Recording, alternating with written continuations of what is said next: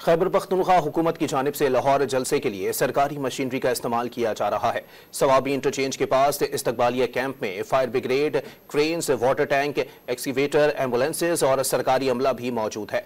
मजीद जानते हैं don news के नुमाइंदे आरिफ हयात से। जी आरिफ।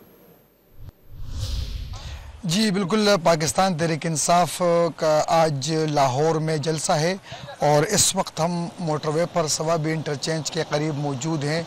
यहाँ पर वज़ीर अली अमीन गंडापुर और तहरीक इंसाफ खैबर पख्तूनख्वा के जो दीगर वर्कर्स हैं वो यहाँ पर पहला पड़ाव करेंगे और यहीं से फिर वज़ीर की क़यादत में लाहौर जलसे के लिए रवाना होंगे।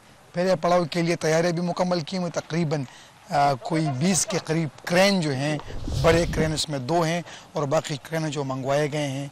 इस तरह कोई 10 के करीब 18 के करीब यहाँ पर फायर ब्रिगेड की गाड़ियाँ हैं जो पानी से भरी हुई हैं। 10 एम्बुलेंसेस हैं, मेडिकल कैंप भी यहाँ पर लगाए हुए हैं और तमाम का तमाम जो है तो ये इमरजेंसी सामान है और सरकारी सामान है। देखिए इस पर लिखा हुआ है capital metropolitan government Peshawar. Rescue की एम्बुलेंसेस हैं और रेस्क्यू की फायर ब्रिगेड गाड़ियां हैं, इसके साथ रेस्क्यू का अमला भी साथ में है। क्रेन इसलिए मंगवाए गए हैं कि अगर रास्ते में रुकावटें होंगी तो वो उसके ज़रिए से हटाई जाएगी। एम्बुलेंसेस इसलिए मंगवाए गए हैं कि अगर नाखुशगवार सूरत हाल हो गए हैं तो इसकी मदद ली जाएगी।